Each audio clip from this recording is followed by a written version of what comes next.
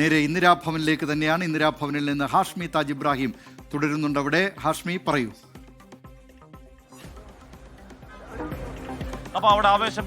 അല്പസമയത്തിന് മുഖ്യമന്ത്രി V D Satheesan ഇങ്ങോട്ടേക്ക് എത്താൻ പോകുന്നു. അതിനുശേഷം CLP ലീഡർമാരുടെ മീറ്റിംഗ് ഉണ്ട്. ആ മീറ്റിംഗിന് ശേഷം ഗവർണറെ കാണാൻ പോകുന്നു വി ഡി സതീശൻ. അങ്ങനെ അത് സാങ്കേതിക കാര്യം മാത്രമാണ്. എന്തായാലും വി ഡി സതീശൻ മുഖ്യമന്ത്രി ആയതിൽ വലിയ ആശ്വാസവും വലിയ സന്തോഷം പ്രകടിപ്പിക്കുന്ന പ്രവർത്തകരെ, കുറേയധികം പ്രവർത്തകർ നമ്മൾ ആ സമയം മുതൽ നമ്മൾ കാണുന്നു. ഒരുപാട് പടക്കങ്ങൾ ഇവിടെ പൊട്ടുന്നു, മധുര വിതരണം അടക്കമുള്ള കാര്യങ്ങൾ ഇവിടെ നടക്കുന്നുണ്ട്. എന്തായാലും 10 വർഷമല്ല 15 വർഷം ഭരിക്കും എന്നുള്ളതാണ്. തുടർച്ചയായി 3 ടൈം ഭരിക്കും, ചരിത്രത്തിൽ അധികം 3 ടൈം എന്നൊക്കെയുള്ള സ്വപ്നങ്ങൾ ഇവിടെ പ്രവർത്തകർ പങ്കുവയ്ക്കുന്നുണ്ട്, അല്ലേ?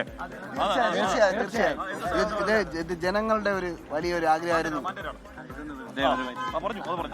വി ഡി സതീശൻ മുഖ്യമന്ത്രി പദത്തിലേക്ക് വന്നത് ദേശീയ രാഷ്ട്രീയത്തിൽ KC വേണുഗോപാലിന്റെ പിന്തുണയോടെ.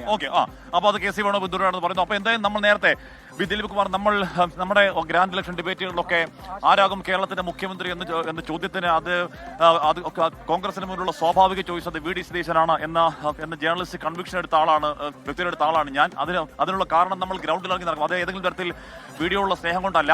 നമ്മൾ ഗ്രൗണ്ടിൽ ഇറങ്ങി നടക്കുമ്പോൾ, സാധാരണക്കാരോട് സംസാരിക്കുമ്പോൾ, കടകൾ കാണുമ്പോൾ അവരുടെയുള്ള ഒരു വികാരം അത് 10 പേരോട് ചോദിച്ചാലും അത് വീടി എന്ന് പറയുന്ന നേർക്കുനേർ കണ്ടതുകൊണ്ടാണ്. അത് അവഗണിക്കാൻ ഏത് KC വേണുഗോപാൽ സമ്മർദ്ദം ചെലുത്തിയാലും രമേശ് ചെന്നിത്തലയാണെങ്കിലും അത് അവഗണിക്കാൻ ഒരു രാഷ്ട്രീയ പാർട്ടി നേതൃത്വം എന്നുള്ള ഹൈക്കമാൻഡ് കഴിയില്ല എന്ന ഉറച്ച ബോധ്യത്തിൽ തന്നെയാണ് നമ്മൾ അത് വീടി തന്നെയാകും, മറ്റൊരു ഓപ്ഷൻ കോൺഗ്രസിന് മുന്നിൽ ഇല്ല എന്ന നിലപാട് സ്വീകരിച്ചത്. ഏതായാലും കൃത്യം അതുപോലെ തന്നെ സംഭവിക്കുന്നുണ്ട്. കാര്യം നമ്മൾ ഈ ദിവസങ്ങളൊക്കെ പുറത്തേക്ക് ഇറങ്ങുമ്പോൾ വീടിക്ക് എത്രത്തോളം അനുകൂലമാണ് ആളുകൾ, എത്രത്തോളം അത് ആബാലവൃദ്ധം എന്നാൽ ചെറിയ കുട്ടികൾ മുതൽ ജെൻസി മുതൽ പ്രായമായവർ മുതൽ സ്ത്രീകൾ വരെ ഈ പറയുന്ന രീതിയിൽ ഇവിടെ ഓരോരോ MLA ഇങ്ങോട്ടേക്ക് എത്തിക്കൊണ്ടിരിക്കുന്നുണ്ട് ദിലീപ്. അങ്ങനെ ആബാലവൃദ്ധം കേരളത്തിന്റെ ഒരു വികാരമായി, കേരളത്തിന്റെ ഒരു ജനകീയ നേതാവ് എന്ന നിലയ്ക്ക് തന്നെ വി ഡി സതീശൻ നമുക്ക് വ്യക്തമായിരുന്നു. എവിഡന്റ് ആയിരുന്നു, ഒരു ജേർണലിസ്റ്റിക് പെർസ്പെക്ടീവിൽ അത് വളരെ എവിഡന്റ് ആയിരുന്നു. അത് കണ്ടില്ലെന്ന് നടിക്കാൻ ജേർണലിസ്റ്റിക് പെർസ്പെക്ടീവ് അല്ല, അതിനേക്കാൾ കൂടുതൽ പക്ഷേ ഒരു ജേർണലിസ്റ്റ് എന്ന നിലയ്ക്ക് ഞാൻ മനസ്സിലാക്കുന്നതിനേക്കാളും നമ്മൾ മനസ്സിലാക്കുന്നതിനേക്കാളും ആഴത്തിൽ ആ ഗ്രൗണ്ട് മനസ്സിലാക്കാൻ കഴിവുള്ളവരാണ് രാഷ്ട്രീയ നേതൃത്വം. അപ്പോൾ ഈ പറയുന്ന രീതിയിൽ ഇവിടെ സൈലന്റ് സ്പെക്ടേറ്റേഴ്സ് ഒക്കെ ഉണ്ടായിരുന്നു താഴെ, അല്ലെങ്കിൽ ഈ പറഞ്ഞ നിരീക്ഷകരെ ഒക്കെ നിയോഗിച്ചിരുന്നു.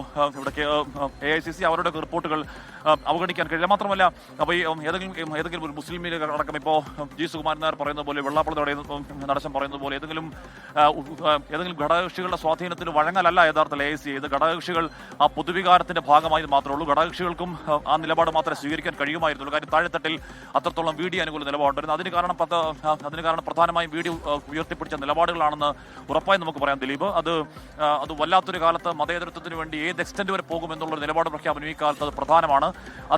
അത് ശക്തമായി തന്നെ ഈ പറയുന്ന നേതാക്കൾ അല്ലെങ്കിൽ വർഗീയത പറയുന്നവർ വോട്ട് ബാങ്ക് ഉള്ളവരാണെങ്കിൽ അത് കയ്യിൽ വെച്ചേക്ക്, ഇത് കേരളമാണ്, ആ വോട്ട് വേണ്ട എന്ന് കൃത്യമായി പറയാൻ ധൈര്യം കാണിച്ചൊരു നേതാവ് അത് വി ഡി സതീശൻ മാത്രമാണ് എന്ന് ഉറപ്പിച്ച് പറയാൻ കഴിയും. ആ നിലപാടിനുള്ള അംഗീകാരം, മതേതര നിലപാടുള്ള അംഗീകാരം എന്ന നിലയ്ക്ക് തന്നെ വി ഡി സതീശന്റെ ആ മുഖ്യമന്ത്രി സ്ഥാനാർത്ഥി അല്ലെങ്കിൽ ആ നിലപാടിനുള്ള അംഗീകാരമായി തന്നെ ഈ പൊതുസമൂഹം വീടിക്ക് നൽകിയ വലിയ സ്വീകാര്യത കാണേണ്ടി വരും. അത് കാണാതിരിക്കാൻ ഹൈക്കമാൻഡിന് കഴിയുമായിരുന്നില്ല. എന്തായാലും 10 ദിവസത്തെ ഒരു വല്ലാത്ത വൈകൽ അവിടെ ഉണ്ടായി. 10 ദിവസം പലവിധ ചർച്ചകൾ അവിടെ നടന്നു. അവിടെ ഈ പറയുന്ന കൂടുതൽ എം എൽ എമാരുടെ പിന്തുണ അടക്കമുള്ള കാര്യങ്ങൾ, അല്ലെങ്കിൽ പാർട്ടി അധികാര ശ്രേണിക്കകത്ത് ആരാണ് കൂടുതൽ പ്രതാപശാലി, ആരാണ് കൂടുതൽ ശക്തൻ എന്ന നിലയ്ക്കുള്ള ഇഴകേറിയുള്ള ചർച്ചകളൊക്കെ അവിടെ നടന്നു. അതിനൊക്കെ അപ്പുറം ജനവികാരം മാനിക്കപ്പെടുന്നില്ലെങ്കിൽ അത് കോൺഗ്രസ് എന്ന പാർട്ടിയുടെ അടിത്തട്ടിനെ കാര്യമായി ബാധിക്കും എന്ന് കൃത്യമായ തിരിച്ചറിവ്, കൃത്യമായ ജനത്തിന്റെ ഹൃദയം കാണാനുള്ള കഴിവ് ഹൈക്കമാൻഡ് ഉണ്ടാകുന്നു. അതിന്റെ ഭാഗമായി തന്നെയാണ് വി ഡി സതീശൻ ആ മുഖ്യമന്ത്രി പദവിയിലേക്ക് വരുന്നത് എന്നതാണ് ഇവിടെ കൂടി നിൽക്കുന്ന ആൾക്കാരൊക്കെ പറയുന്നത്. അല്ലേ നിലപാടിൽ അംഗീകാരം തീർച്ചയായിട്ടും ഹൈക്കമാൻഡ്.